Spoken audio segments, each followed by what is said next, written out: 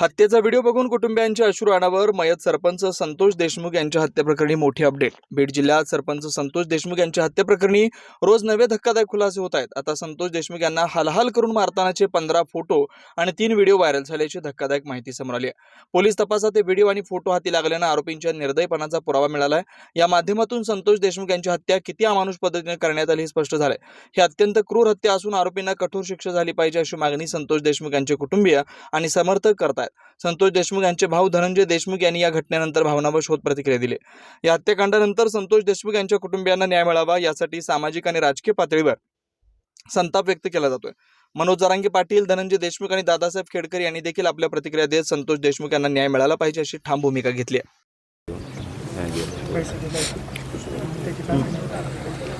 गरजेचं होतं. पण काय म्हणजे खरं तर हे विचारणं देखील आम्हाला वाईट वाटतंय की कुटुंबियांना याची कल्पना होती.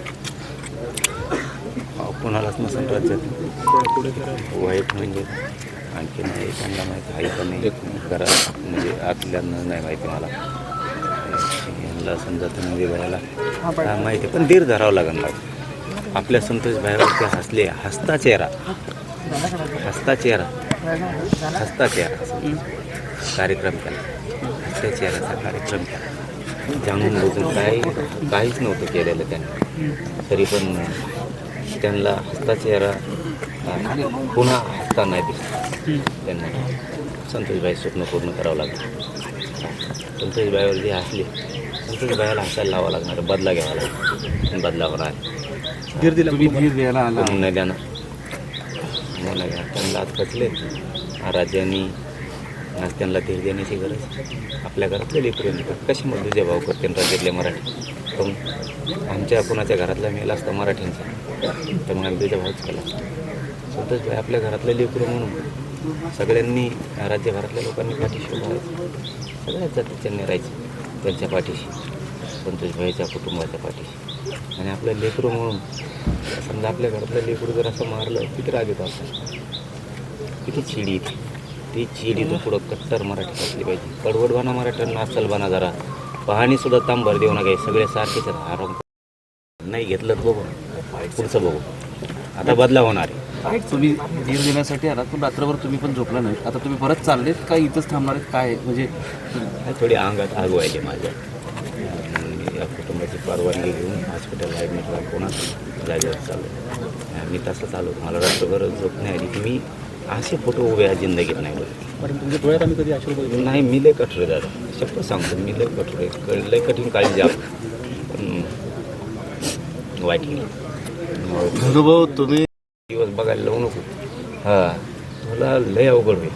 मुख्यमंत्र्यांना, फडणवीस साहेबांना आणि अजितदादांना मी कालही सांगितलं की मी कधी मागणी केली, याला लात मारून बाहेर पडून 302 मतं आणि हे 2-3 महिन्याच्यात मॅटर संपवा. यांना चौकात फाशी देऊन गोळ्या घातल्या पाहिजे आणि 100-150 जण आहेत 100 आरोपी झालेच पाहिजे. आता मुख्यमंत्री वारंवार त्यांना म्हणजे 2 वेळेस मुख्यमंत्र्यांनी सांगितले की तुम्ही राजीनामा द्या मुंडेंना, मात्र अजितदादांनी एकदाही त्यांना सांगितलेलं नाही. तुम्ही कसं बघताय त्याच्यात? अजितदादा प्रोटेक्ट करतात धनंजय मुंडेंना. यांनी आता ढकलढकली करू नये. फडणवीस साहेबांनी अजितदादांनी त्यांच्यावरती एक लेकरू आणि केकरू राज्यात तुमच्या राज्यात आहे असं कधीही तुमच्या उभ्या आयुष्यात तुम्ही बघितलं नाही. उभ्या आयुष्यात एक लक्षात घ्या. यांचं वय किती झालं आत्तापर्यंत दोघांचं वयात त्यांनी बघितलं असं. हे कुणीच इतके क्रूर हत्या करू शकत नाही. तरी पाठीशी घालतात म्हणलं रोष नाही परवडायचा बरं का. सरकार म्हणून तुम्हाला सांगतो, तुम्ही त्या भानगडीत नका पडू. धनुभाऊ, तुम्ही कालपासून ते फोटो व्हायरल झाल्यानंतर घरी गेला नाही. तुम्ही बोलताना सांगितलं की मला घरी जायची हिंमत नव्हती. मी नाही बोलू शकत काय. घरच्यांशी भेट झाली, त्यांना माहिती आहे का फोटोचं वगैरे काही? मलाच माहीत नाही काय. म्हणजे मी आत्ताच गेलो, आईजवळ बसलो आणि लेकरांना घेतलं आणि परत आलो लगेच. गुरुभाऊ, तुम्ही कायम सांगता की फुलासारखं जपलं होतं माझ्या भावाला. कुणाला पण विचारा ना तुम्ही, गावात प्रत्येकाच्या घरी जाऊन विचारा भावाचं प्रेम कसं होतं भावावरचं. माझा फोटो देखील सिंगल नाही आयुष्यातला, सोबतच होतो आम्ही. कसं वाटत असेल सांगा. आणि ते दुःखसुद्धा व्यक्त करू शकत नाही मी.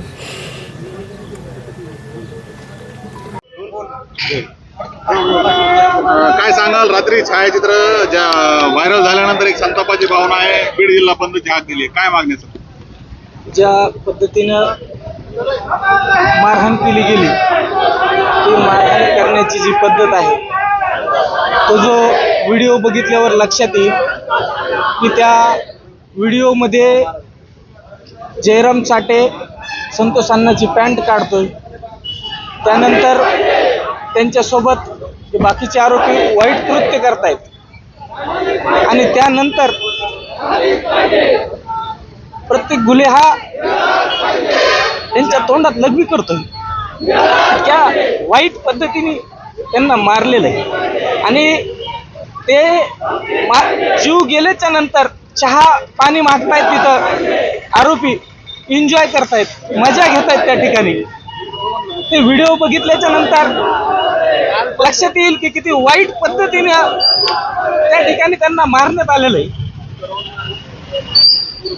तर त्यांना मारताना ते लोक जे एन्जॉय करतायत, एखाद्या पिक्चर मध्ये सुद्धा व्हिलन अशा पद्धतीने ऍक्टिंग करू शकत नाही, तितका ओव्हर कॉन्फिडन्स ह्या मारणाऱ्या लोकांकडे आहे.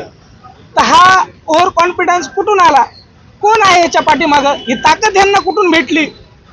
त्यांना वाटतंय का की आपलं कोणीही काही वाकडं करू शकत नाही, आपण काहीही केलं तरी काय यांना कोण वाचवणार आहे? कशामुळे त्यांनी हा हत्या घडवली हेच आपल्याला याच्यातून दिसून येत आहे. पहिल्या दिवसापासून आपण म्हणतोय की ही हत्या जातीवादातून नाही घडली, ही खंडणीतून हत्या घडली आणि खंडणी वसूल करण्यासाठी त्यांच्या पाठीमागे जी ताकद होती आपण पहिल्या दिवसापासून बघतोय की यांना पोलीस प्रशासन मदत करतंय. पोलीस प्रशासनाने त्यांना मदत केल्यामुळे यांनी हत्या घडून आणली आणि हत्या घडल्याच्या नंतरही ज्यावेळेस ते आरोपी जेलमध्ये जात आहेत, जेलमध्ये सुद्धा त्यांची चहा पाण्याची व्यवस्था केली जाते, बाकी सुख सुविधा दिल्या जात आहेत, कॅमेरे बंद ठेवून त्यांची व्यवस्था केली जाते. का नेमकं कशामुळे एवढी या लोकांना सेवा दिली जाते हाच प्रश्न पडतोय. म्हणून हा जनतेतून संताप लोकांचा दिसून येत आहे, म्हणून लोक आज रस्त्यावर उतरताना दिसून येत आहेत. काय मागणी असणार आहे यापुढील सगळ्या प्रक्रियेतून? ह्या आमची एकच मागणी असेल की हे जे कोणी मारेकरी आहेत आणि त्यांना जी कोणी ताकद भेटत आहे त्या ताकदीला आणि या मारेकऱ्यांना फाशी झाली पाहिजे, त्यांना आरोपी केलं गेलं पाहिजे. जे कोणी यांना ताकद देत आहेत त्या लोकांना आरोपी केलं पाहिजे आणि जे काही पोलीस प्रशासनातले अधिकारी आहेत, जेलमधले कर्मचारी आहेत, त्यांच्यावरही कारवाई झाली पाहिजे. कारण शासनाने स्वतःहून भूमिका घेतली पाहिजे आणि यांच्यावर कडक कारवाई केल्या पाहिजेत. नाहीतर जर प्रत्येक गोष्टीला आम्ही तक्रार करायची आणि त्यानंतर कारवाई व्हायची असं जर केलं तर कायद्याचा धाक कर्मचाऱ्यांना राहणार नाही आणि सर्रास कायदे मोडले जातील. मात्र दुसरीकडे देखील ज्यावेळेस देशमुखांची हत्या झाली, मागणी करणार आहात? आम्ही कोर्टातून मागणी करणार आहोत. व्हिडिओ असे आपल्याला देता येणार नाहीत SIT मार्फत, तर कोर्टातून भेटतील का कसे हे आपण बघणार आहोत. चार्जशीटमध्ये दाखल झालेत का मुद्देमाल म्हणून ते आलेत हे बघावं लागणार आहे. आणि अजून एक महत्त्वाचा मुद्दा, एवढी जी काही विटंबना केली गेली त्याच्यात 301 कलम लागला गेला नाही आहे. मृतदेहाची विटंबना म्हणून 301 नवीन कलमाप्रमाणे कलम लागतो, तो कलम अजून लागलेला नाही. एवढी एक विनंती मी शासनाला करेन, तो कलम लावला पाहिजे. तो प्रत्येक गोष्ट आम्ही सांगितली नाही पाहिजे, ती स्वतःहून प्रशासनाने केली पाहिजे. एवढीच विनंती आहे आम्हाला, सांगायला लावू नका, एवढी विनंती करेन मी प्रशासनाला. क्या आप इंटीरियर के बारे में सोच रहे हैं पर डिज़ाइन फाइनल नहीं कर पा रहे? होम इंटीरियर या ऑफिस इंटीरियर, किसी भी डिज़ाइन आइडिया को रियलिटी में कैसे बदले, आज हम ये जानेंगे इंडस्ट्री एक्सपर्ट्स से। हमारी कंपनी जो है डिज़ाइन ब्यूरो, उसमें interior designing, renovation, architectural design, landscaping end renovation, furnitures, ये सारे जॉब्स हमारे यहाँ होते हैं और पिछले 20 साल से हम लोग इस फील्ड में हैं। और इसमें 2 से 3 कैटेगरी आप इसको डिवाइड कर सकते हैं, जिसमें कि हम रेसिडेंशियल बोलते हैं, कमर्शियल बोलते हैं और रिनोवेशंस बोल सकते हैं। बेसिकली क्लाइंट्स की नीड्स को अंडरस्टैंड करना, सो नीड बेस्ड एनालिसिस हमारे यहाँ होता है। सो क्लाइंट्स के लिए हम लोग परफेक्ट इसलिए हो जाते हैं या हम उनके लिए दोबारा या किसी क्लाइंट्स के लिए हम चौथी बार काम कर रहे हैं because of their confidence with us कि वो हमारे ऊपर रिलाय करते हैं। हम लोग अमित यूनिवर्सिटी को पहले से ही जानते थे, तो उनको हमने बुला के उनको जो स्ट्रक्चरल यहाँ पे ब्रिक्स वर्क चल रहा था तभी से उनको कांटेक्ट किया, उन्हीं को जगह दिखाई, उनको स्पेस डिजाइन करने के हिसाब से कांटेक्ट किया, उन्होंने डिजाइन बना के दिया काफी अच्छा। जो भी मीन्स उसमें जो भी चेंजेस थे उनको वर्कआउट किया हमने। जब जो मटेरियल लेना था वो साथ में हमारे आए, सिलेक्शन के लिए आए, वो जो भी सारा सिलेक्शन उन्होंने काफी अच्छे से करवाया। जो भी उसके बाद में जो एक्सपेक्ट था उससे ज्यादा बेटर ऑफिस उन्होंने बनवाया। बजट अगर आपका लिमिटेड है तो लिमिटेड बजट में भी आप एक अच्छा इंटीरियर कर सकते हैं, ये हमारा विश्वास है। और हमारे क्लाइंट्स के लिए हम वही दे रहे हैं और उसी से हमारा क्लाइंटल बड़ा है। हर क्लाइंट की एक अलग स्टोरी होती है, उनका एक अलग रिक्वायरमेंट्स होता है। कई बार ये सारा मिस आउट हो जाता है, हम अपने डिज़ाइन उन पे लाते हैं, वो नहीं होना चाहिए। उनको क्या चाहिए वो हम डिलीवर कर सकते हैं, बस वो उनके बारे में हमको समझना पड़ेगा। तो हमारे इसमें हम एक ही बोलते हैं कि ड्रीम कम्स ट्रू। आप ड्रीम देख रहे हो, हम उनको फुलफिल करेंगे, वो हमारी रिस्पॉन्सिबिलिटी है।